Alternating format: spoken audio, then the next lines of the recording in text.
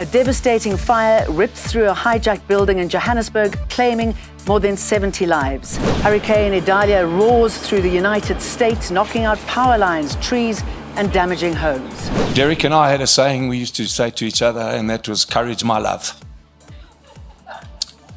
And I can hear him saying that to me now.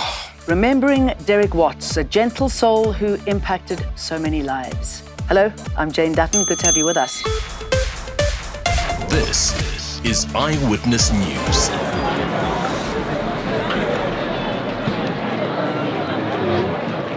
An early morning blaze in downtown Johannesburg. So quick, so brutal, it engulfed an entire building occupied by more than 200 people in minutes. More than 70 have died in the Marshalltown fire. Some died from smoke inhalation. Many more were burnt beyond recognition, and others jumped from windows to escape the flames. Still hearing that there are still more people being evacuated.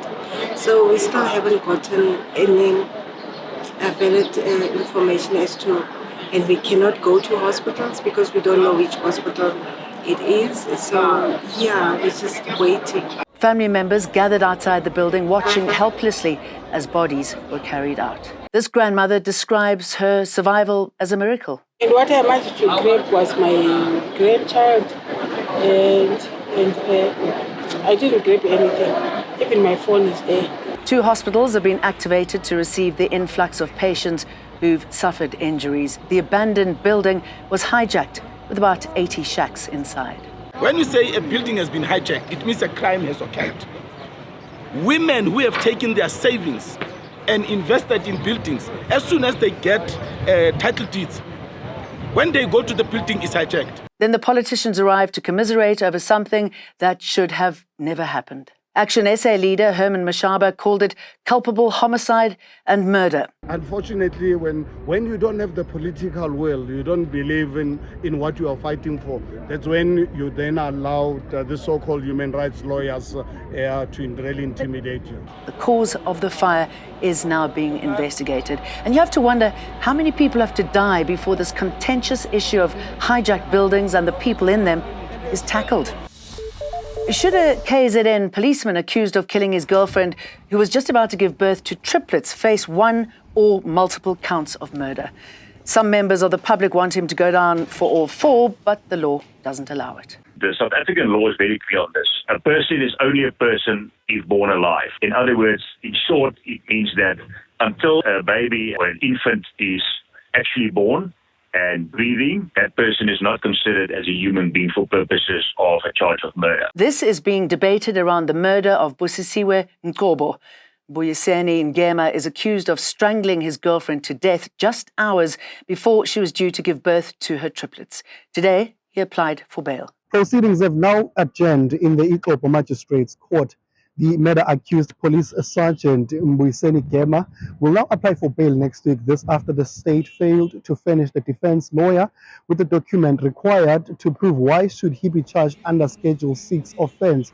The defense lawyer says he should be charged under Schedule 5 offense. However, the state insists the murder case was premeditated and that it should be tried under Schedule 6 offense. The magistrate then took the decision to postpone the matter to next week, Wednesday, where Ngema will continue applying for bail. He continues to stand accused of 1 count of murder. Eyewitness News, Ikopo. The devastation that follows Hurricane Idalia, it's now moving through the Carolinas in the United States.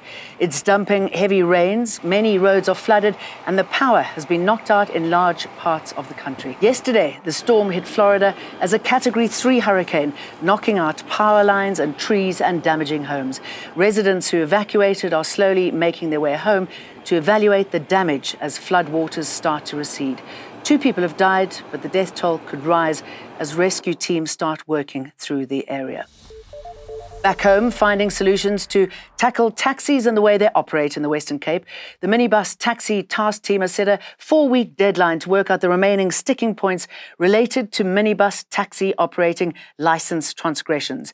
This comes after a 3-day meeting involving the City of Cape Town, the Western Cape Government and the South African National Taxi Council. For a 4-week period starting today, we're committed to finalising the outstanding points of disagreement. I have the utmost pride and respect for the dedicated officials and Santaco representatives who have remained focused on our shared priority, which is the safe mobility of our residents. Saying goodbye to a legend. Derek Watts' memorial service was attended by friends and family earlier today. He's been described as a person who had a gentle soul and the patience for anyone. Watts died last week after skin cancer. His friend Paul Kelly says he feels like the luckiest person to have known Watts. Derek and I had a saying we used to say to each other, and that was, "Courage, my love." And I can hear him saying that to me now. And it's a true testament to my friend Derek. He was a great confidant. He always had the best advice to give. He would listen so intently. And that's goodbye from me and the EWN team. See you for more tomorrow. Remember to like and subscribe.